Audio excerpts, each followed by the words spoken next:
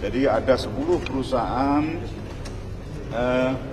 dengan 5 kategori produk impor, yaitu elektronik, kemudian mainan anak, TPT, dan produk logam. Juga ada 10 perusahaan lokal dengan 2 kategori, yaitu untuk produk elektronik dan alas kaki. Nah, terhadap barang-barang yang disita ini diperkirakan nilainya adalah 15 miliar rupiah. Teman-teman rekan media yang saya hormati, jadi pagi ini kita ekspos produk-produk berdasarkan pengawasan pada bulan Januari sampai dengan Maret ya, yang dilakukan oleh Kementerian Perdagangan bersama KL teknis terkait ya. Tadi kita menyita barang-barang yang tidak sesuai dengan, pertama tidak sesuai dengan SNI ya, kemudian tidak ada manual kartu garansi ya, kemudian tidak menggunakan label berbahasa Indonesia, dan sebagian adalah produk-produk impor ya. Jadi ada 10 perusahaan dengan 5 kategori produk impor, yaitu elektronik, kemudian mainan anak, TPT, dan produk logam. Juga ada 10 perusahaan lokal dengan 2 kategori, yaitu untuk produk elektronik dan alas kaki. Nah, terhadap barang-barang yang disita ini diperkirakan nilainya adalah 15 miliar rupiah. Jadi sekali lagi pemerintah ya, Kementerian Perdagangan bersama kementerian atau lembaga terkait terus melakukan pengawasan, melakukan penyitaan terhadap produk-produk yang tidak sesuai dengan ketentuan ya, apalagi yang kita temukan ini banyak produk impor yang tentu mengganggu industri, kemudian produk lokal kita. Dan yang kedua, kalau tidak sesuai standar, tidak sesuai ketentuan, maka bisa merugikan konsumen ya. Jadi konsumen dirugikan terhadap barang-barang yang tidak sesuai ketentuan. Saya kira demikian. Ada tambahan Pak? Pak, asal negaranya dari mana aja Pak? Ini yang impor kebanyakan dari Cina. Ya, jadi produk-produknya nggak sesuai ketentuan yang berlaku. Jadi kayak tadi misalnya pelek, kemudian rice cooker, barang-barang elektronik, ya itu kan berbahaya kalau nggak sesuai ketentuan. Mainan alam. Ya, demikian ya. Masuknya dari masuknya dari mana? Ya, ini masih terus di dalam ini ya, di dalam penyidikan Pak ya, barang-barang ini. Jadi kita udah temukan, tadi ada beberapa gudang yang kita sita di beberapa lokasi, tapi kita mungkin cukup eksposnya di sini ya, karena tempatnya terpisah di sini. Pak, sesuai ketentuan itu gimana sih Pak? Tadi kan ada mainan anak-anak, apakah mengandung bahan berbahaya?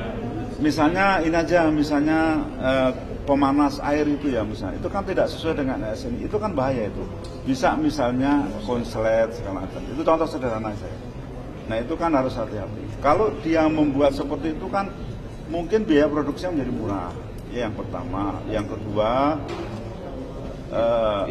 tidak ada perlindungan untuk konsumen. Ya, terus tidak ada manual kartu garansinya, sehingga kita tuh tidak tahu cara penggunaannya dan sebagainya. Kemudian kalau terjadi kerusakan, komplainnya kemana? Nah, ini yang membuat produk-produk seperti ini tidak melindungi konsumen dan juga merusak produk lokal kita. Ya. Ini produknya bakalan dihancurkan atau bagaimana Pak? Ya, sekarang masih dalam pengawasan ya, jadi nanti akan kita proses lebih lanjut. Izin Pak Yusuf terkait kemarin kita lihat dari sejumlah menteri udah negosiasi ke Amerika dari Mendak sendiri, apa ada ikut negosiasi terkait Nah, dengan kan di koordinator Pak Menko, jadi dari kami ada perwakilannya di PPI, ya kan kita bersama-sama menyiapkan proposal, jadi bareng-bareng dikatakan. Tetapi kalau kesananya kan di koordinator Pak Menko, nanti sudah didampingi dari kami di sana. dari mana kalau dari Ya, siapa yang mendampingi di sini? Dirjen PPI yang dari Kemendak. Pak, terkait dengan harga kelapa yang semakin mahal dan juga stoknya semakin langka kalau di pasaran, ini intervensi dari Mendak sendiri? Ya, kami sudah menemukan ya antara industri dan eksportir. Ya, kan ini kan mahal kan karena diekspor. Harga ekspornya memang lebih tinggi daripada harga dalam negeri. ya, sehingga karena semua ekspor akhirnya jadi langka di dalam negeri. Nah, ini kita mempertemukan antara pelaku industri dan juga eksportir, biar nanti ada kesepakatan yang baik. Karena kita juga di dalam negeri membutuhkan, tapi harga tentunya juga kalau murah kan petani, eksportir kan nggak mau. Jadi nanti kita cari kesepakatan. Pak, kemarin Kemenperin mengusulkan untuk stop impor dalam jangka pendek 3-6 bulan ke depan, memungkinkan nggak sih Pak? Ya nanti makanya kita nanti cari ya, itu mungkin salah satu opsi, tapi kita cari dalam kondisi. Ya, begitu ya. Tindak lanjut Kementerian Perdagangan terhadap perintah Pak Prabowo yang menunjukkan untuk menghapuskan kuota impor seperti apa Pak? Jadi kan ada nanti diregulasi kebijakan ya, diregulasi. Kalau yang di Kemendak itu kan diregulasinya terkait dengan kebijakan impor, kebijakan ekspor, ya kemudian berusaha dan semuanya ya. Semua kebijakan-kebijakan untuk menciptakan iklim usaha yang lebih bagus akan kita diregulasi. Ya. Pak, identifikasi dari rencana dari regulasi seperti apa? Ya nanti kan ini Satgas diregulasi lagi dibentuk. Ya nanti kita. Ya. Identifikasi dilakukan oleh Satgas nanti. Ya nanti bareng-bareng ya, bareng-bareng KL seperti apa kebijakan. Tapi yang jelas kan dari Kemendak seperti itu yang akan kita diregulasi. Pak, dampak perang tarif Pak dari sektor perdagangan, dampak perang tarif dari sektor perdagangan gimana? Ya ini kan lagi, ya sementara kan masih ini ya, masih nggak ada masalah. Mudah-mudahan nanti hasil negosiasinya lebih bagus, ya sehingga tidak berdampak kepada ekspor kita dan impor kita. Ya, begitu ya. Tindak lanjut Kementerian Perdagangan terhadap perintah Pak Prabowo yang menunjukkan untuk menghapuskan kuota impor seperti apa Pak? Jadi kan ada nanti diregulasi kebijakan ya, diregulasi.